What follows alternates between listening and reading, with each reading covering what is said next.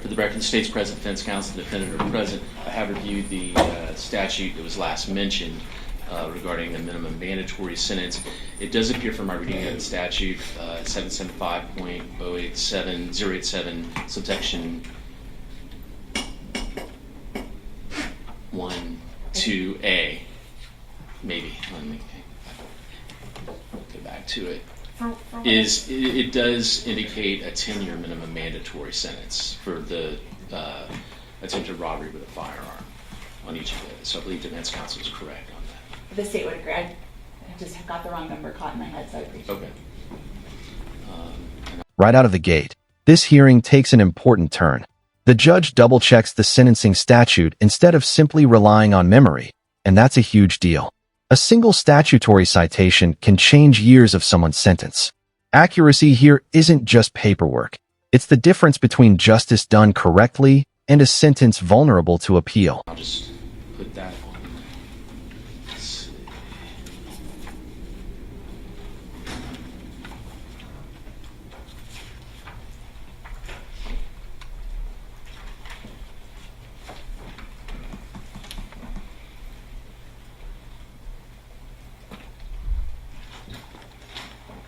Yes, it's Florida Statute 775.087, subsection 2, subsection A, subsection 1.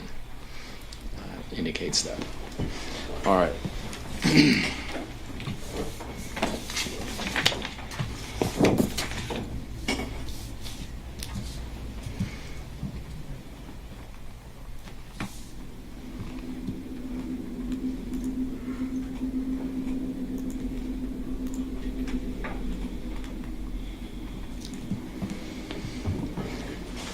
All right. Was there anything else from either the state or the defense regarding sentencing? Nothing from the state. All right. And Mr. Stein, is there anything else you wanted to address with the court prior to the court pronouncing sentence? No, sir. Okay. So I have presided over the trial. I've listened to all of the testimony, the arguments. I've listened to the victim impact statements as well as the statements from Mr. Stein's family and the letters presented by his mother and Mr. Stein's own statements regarding sentencing. I have reviewed, at the state's request, the Florida Statute 921.1401, based on the state's request for a life sentence, the factors that the court must consider. And in that statute, 921.1401, subsection 2, A through J, are the following circumstances the court must consider. It says, in determining whether life imprisonment or a term of years equal to life imprisonment is an appropriate sentence, the court should consider factors relevant to the offense and the defendant's youth and attendant circumstances, including but not limited to, and I'll go through each of these factors. A, the nature and circumstances of the offense committed by the defendant. The jury found Mr. Stein guilty of the... Listen carefully to what the judge is doing now. This isn't just a recap of the crime. It's a legal balancing act. The court is weighing not only what happened to the victims, but also how the crime affected the entire community. Do you think community impact should influence sentencing, or should judges focus only on the defendant's actions? Let me know below. The offense is charged in counts 1 through 4, and that he did actually possess a firearm. The nature of the offense was violent in nature, terrorizing to the victims based on their testimony, and certainly tragic in all manner. The victims had done nothing to encourage violence against them. They did not participate in any way in having an altercation with the defendant or the co-defendant, that they were innocent young women walking home from a movie, which used to be parents were comfortable letting their children out at night, out of the house, and be out in the streets. And most parents in this community for many years felt that their children were safe. This is the kind of crime that makes parents afraid to let their children out at night, and certainly had an impact on the victims and an impact on the community as well. And that addresses the subsection B, the effect of the crime on the victim's family and on the community. Subsection C, the defendant's age, maturity, intellectual capacity, and mental and emotional health at the time of the offense. The defendant was 16 years old, had, based on the evidence and testimony, an apparent knowledge and comfort with firearms, that he knew what they were, he knew what they did, and was not something that was foreign to him in possessing or using a firearm. His age, even though 16, his maturity, based on evidence, was that he drove a car, was provided a vehicle, he was capable of doing many things that 16-year-olds can do, and maybe even a little bit more, because he had developed a sense of independence after his father had passed. Leading into subsection D, the defendant's background, including his or her family home and community environment. Certainly from the testimony, the defendant had a supportive family.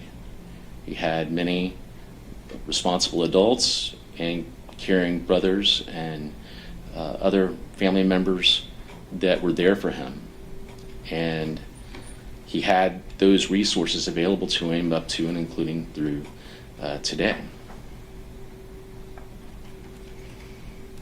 While his family faced tragedy, and Mr. Stein himself, I'm sure, suffered that tragedy of his father's loss, families face tragedies and yet are able to come together and support each other and help each other get through that and still remain productive members of society.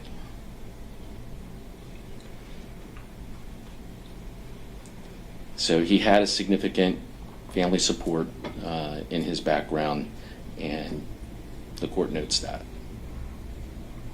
Subsection E, the effect, if any, of immaturity, impetuosity, or failure to appreciate risks and consequences on the defendant's participation in the offense.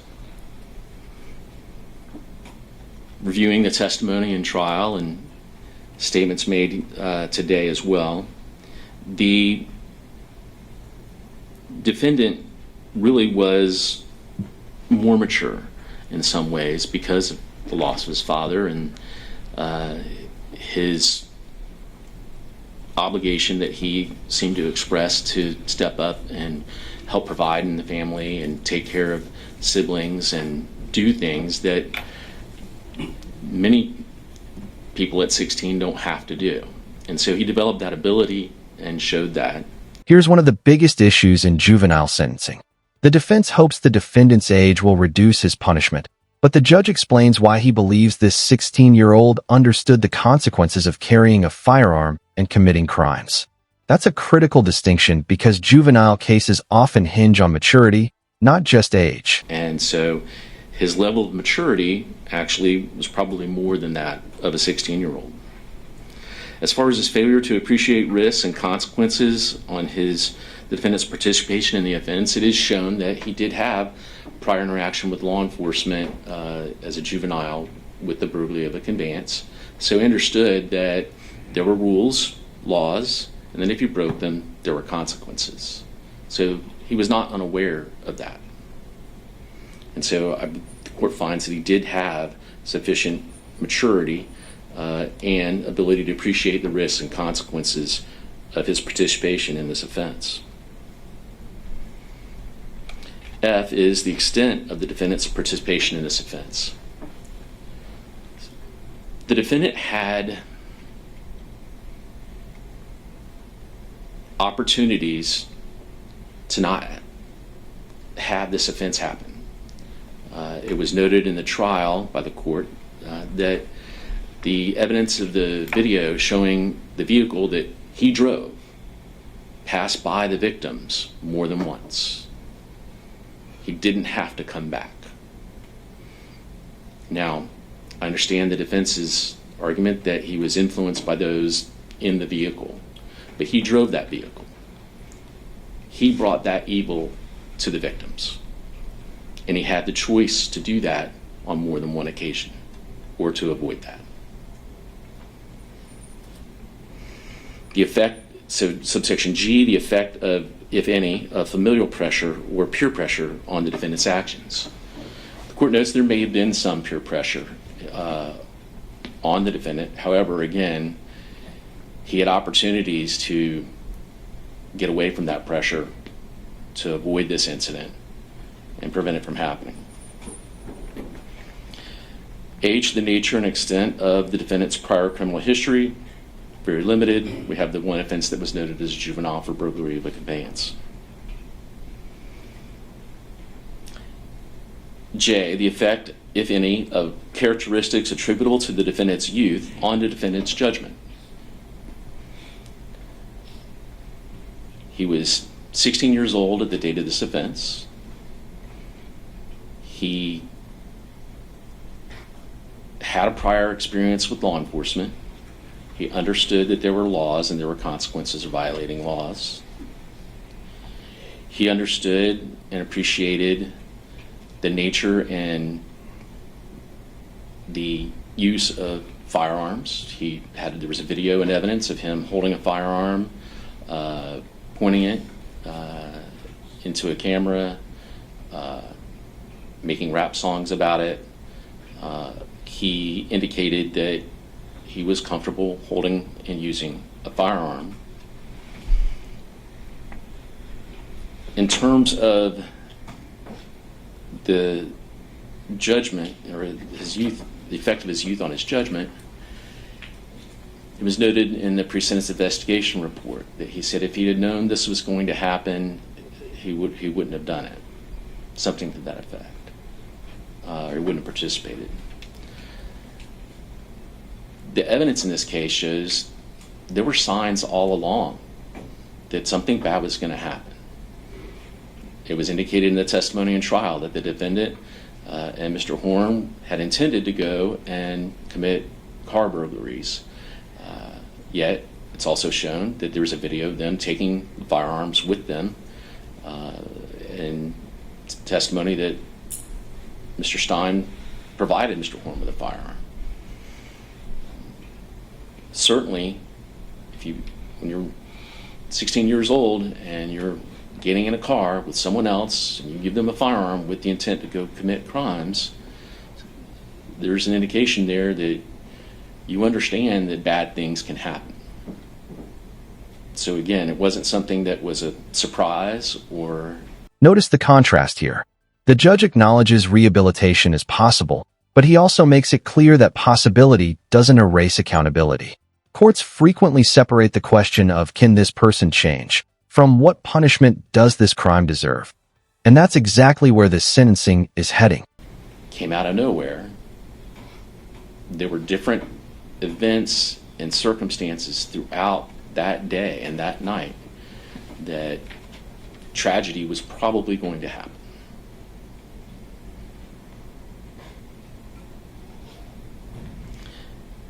Subsection, that was I. Subsection J, the possibility of rehabilitating the defendant. There is that possibility based on testimony from his family. He's got a supportive family. He has indicated that he is remorseful and that he wants to do better in terms of his life, and that he wants to rehabilitate himself and become a productive member of society. That is possible. Whether or not that happens will be up to Mr. Stein.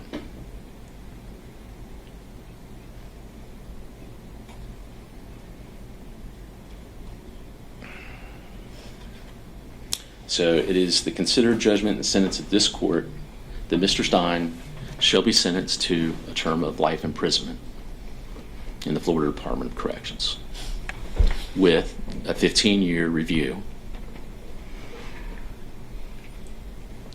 So we will have that opportunity to make that assertion in terms of rehabilitation after 15 years. And like I said, your possibility of being rehabilitated will be up to you. And that is for count 1, which was the first-degree murder with actual possession of a firearm as a principal. That comes with a minimum mandatory sentence of 25 years. Is that right? No, 10? 10 years. There'll be certain statutorily mandated fines, fees, and costs that accompany that. And I'll go into those in a minute. As to count 2, attempted robbery, actual possession of firearm. And let me just go back. I'm sorry. On count 1, the jury had found you guilty, and I previously adjudicated you guilty on that count. Now comes the part that dramatically changes the total sentence. Those consecutive terms. Instead of running at the same time, each sentence stacks on top of the previous one. That's why defense attorneys fight so hard over the words concurrent versus consecutive. Those two terms can add decades behind bars.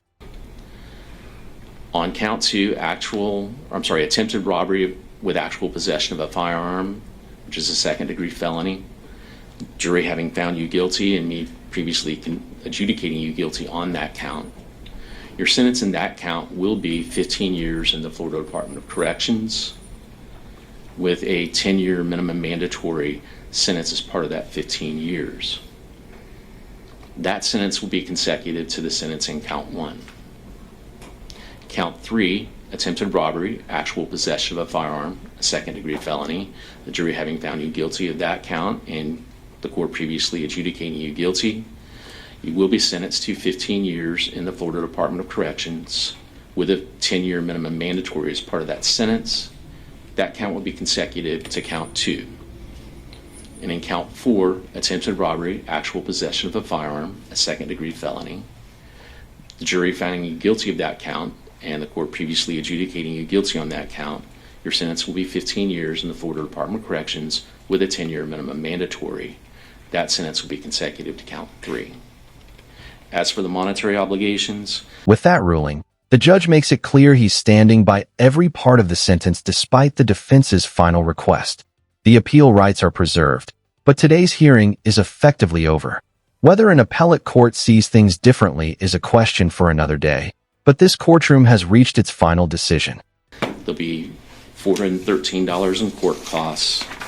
I believe it was previously stipulated to cost of prosecution was $2,565.05.